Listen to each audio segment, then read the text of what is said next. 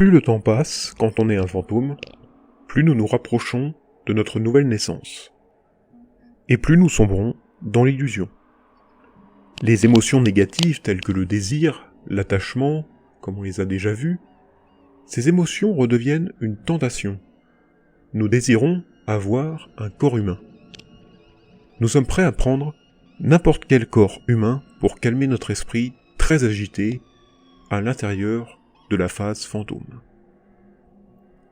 Les enseignements nous disent qu'avant notre naissance, des signes indicateurs peuvent nous annoncer la qualité de notre vie future. N'oublions pas que le samsara contient 6 mondes possibles. Le monde des dieux, des demi-dieux, des humains, des animaux, des esprits avides et de l'enfer. Ce qui va définir votre monde, c'est votre état d'esprit et l'émotion négative qui y règne le plus. C'est exactement ce que je décrivais dans la Dharmata.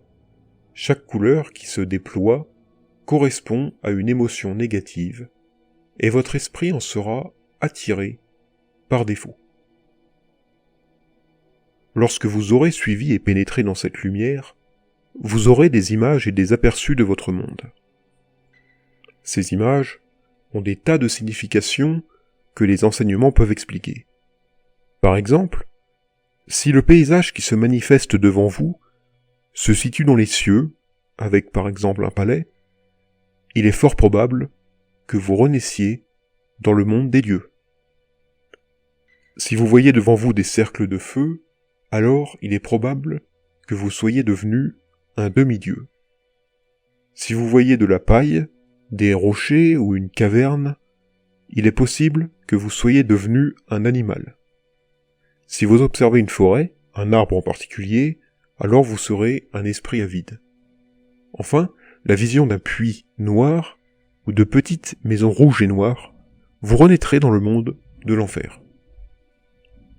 Les 3 mondes supérieurs sont ceux des dieux, demi-dieux et des humains, tandis que les 3 mondes inférieurs sont ceux des animaux, des esprits avides et de l'enfer. Dans les 3 premiers, nous avons le ressenti de prendre de l'élévation, de monter petit à petit en apesanteur. Alors que vers le monde animal, nous avons l'impression de voler à l'horizontale, comme un oiseau. En revanche, pour les 2 autres mondes inférieurs, nous avons l'impression de tomber, de perdre de la hauteur, en toute impuissance. Ce sont des signes et non des finalités. Il faut les prendre comme des avertissements pour éviter des renaissances malheureuses. Certains mondes nous séduisent et nous en développerons de l'attachement. C'est là le plus grand danger car à ce stade, nous sommes si impatients, si dérangés par la mobilité de l'esprit, que tous ces mondes semblent attrayants. Nous sommes prêts à bondir dans n'importe lequel. La frustration, le désir et la colère vous propulseront rapidement vers votre nouveau monde. Ce sont donc encore les émotions négatives qui détermineront la qualité de votre nouvelle vie, de votre renaissance. Quand on échappe à un ennemi qui nous court après, nous prenons tout ce qui vient devant nous comme un refuge, une sécurité. C'est là tout le piège de cet instant. Nous devons prendre garde et apprendre à contrôler nos émotions avant de se précipiter vers notre renaissance. Un autre piège est également présent, celui du son. En effet, les enseignements expliquent que nous pouvons entendre des gens nous appeler, qui ressemblent parfois à celui de notre ancienne famille, ou entendre des chansons séduisantes, ce qui est souvent la caractéristique des mondes inférieurs. Heureusement, nous avons la possibilité de contrôler ce moment. Ce n'est pas forcément choisi d'avance, nous avons réellement la capacité de prendre conscience de ce qui se présente face à nous. Il faut juste être préparé à cela. Lorsque vous aurez choisi, ou alors que vous vous serez précipité aveuglément, vous vous retrouverez au fameux point d'aspiration, après que vos nouveaux parents se seront engagés dans l'acte sexuel. Vous les verrez et vous vous sentirez impliqué émotionnellement. Maintenant, vous allez devenir une fille ou un garçon. Sachez que rien n'est dû au hasard. Tout dépend de votre karma. Et à nouveau, de l'émotion négative prédominante. Par exemple, si l'émotion négative prédominante est le désir et l'attachement envers votre mère, et la jalousie envers votre père, alors vous deviendrez un garçon. Si vous ressentez de l'attachement et du désir envers votre père, mais de la jalousie envers votre mère, alors vous deviendrez une fille.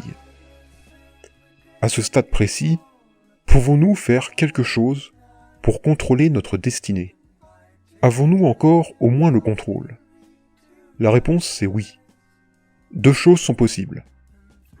Éviter la renaissance ou améliorer la renaissance.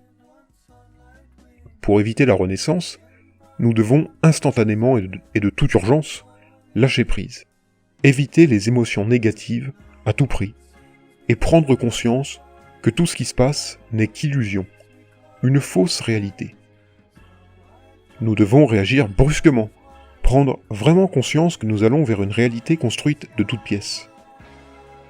Et ensuite nous devons laisser notre esprit se reposer en son centre, dans sa vraie nature, qui n'a rien à voir avec le samsara.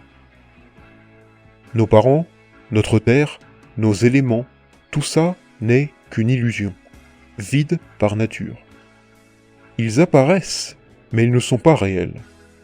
Tout est faux, tout est mirage, il n'y a aucune raison de s'y attacher ou en avoir peur. L'esprit est plus grand. L'esprit n'a pas de provenance ni de lieu où aller. L'esprit est continuellement présent sous sa vraie nature. Restons donc présents à l'intérieur pour éviter la renaissance. Nos parents ne sont pas du monde des vivants. Nos parents sont les personnalités divines. Notre Père est Dieu. Jésus, Bouddha, peu importe vos croyances. Renoncez au désir, invoquez le paradis, c'est la meilleure méthode. Dans le cas où vous n'aurez pas assez de force pour éviter la renaissance, il reste encore la possibilité de modifier notre naissance et sa qualité. Nous pouvons au moins en faire en sorte de revenir dans l'un des mondes supérieurs, à partir du monde humain. Nous pouvons avoir la volonté d'obtenir une nouvelle vie pour encore nous améliorer spirituellement, ou avoir envie d'aider autrui à s'améliorer. C'est par cette volonté que vous serez aspiré vers ces mondes. Les signes que l'on redeviendra humain sont multiples. On peut voir deux partenaires en plein acte sexuel, ou voir une foule de gens, avoir une vision d'une ville ou d'habitation. Avoir le pouvoir de modifier notre naissance reste assez rare.